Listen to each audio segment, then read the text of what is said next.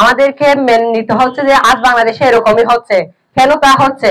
আজ আমাদের প্রশ্ন হচ্ছে এটা, আমাদের ছোট বোন যে ষষ্ঠ শ্রেণীতে এখন প্রাথমিক লেভেল শেষ করে এখন মাত্র সে মাধ্যমিক লেভেলে উঠেছে, তার তার স্কুলের ড্রেস ছিল গায়ে, তারপরও সে অপহরণ।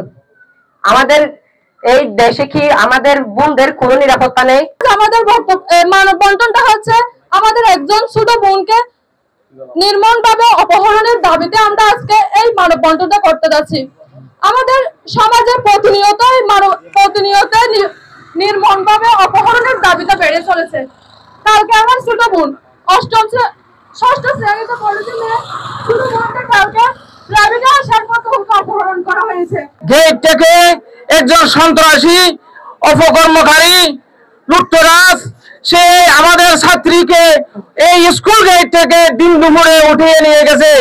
এর প্রতিবাদে আমরা আজকে মানববন্ধন করতে যাচ্ছি।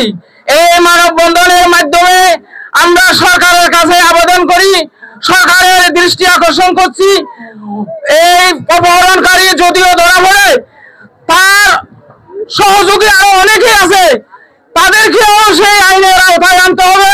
ষষ্ঠ শ্রেণীর একজন ছাত্রীকে 7টার মধ্যে তুলে নিয়ে এখান থেকে অপহরণ করে নিয়ে যেতে কিছু না কিছু মানুষ জানে, তাদেরকে প্রতিবন্ধকতা সৃষ্টি করে রেখে দেওয়া উচিত ছিল বলে আমি কামনা করি। এবং সাথে সাথে আমি এটাই বলবো, ভবিষ্যতে আর এই এলাকার মধ্যে নয়, শুধু বাংলাদেশে এইরকম স্কুলের কোনো ছাত্রছাত্রী এবং কোন রকম অপ্রীতিকর ঘটনা না ঘটে আপনারা সজাগ দৃষ্টিতে থাকবেন। আমার সাথে অনেকে ছিল এবং প্রাক্তন স্টুডেন্ট অনেকে ছিল। এই ধরনের কাজ খুবই গর্বিত কাজ। একজন ষষ্ঠ শ্রেণীর স্টুডেন্ট নিরাপদ না এবং গায়ে ইউনিফর্ম ছিল, স্কুলের ইউনিফর্ম থাকা অবস্থা কিভাবে অপহরণ হয়। বসুন্ধরা টিস্যু, অশুদ্ধতার বিরুদ্ধে এক বিন্দুও ছাড় নয়। ছাত্রীটা অপহরণ হয়েছে, সেটা আপনাদের আমাদের সকলের বোন। এই বিষয় নিয়ে কোনো আপোষ নাই। কোনো যারা করেছে তাদেরকে আমরা আইনের আওতায় আনার জন্য যথাযথভাবে ব্যবস্থা করেছি। গতকাল থেকেই বিদ্যালয়ের প্রাক্তন ছাত্ররা আন্তরিকভাবে সহযোগিতা করেছেন, আসামি গ্রেপ্তার থেকে শুরু করে আজ পর্যন্ত।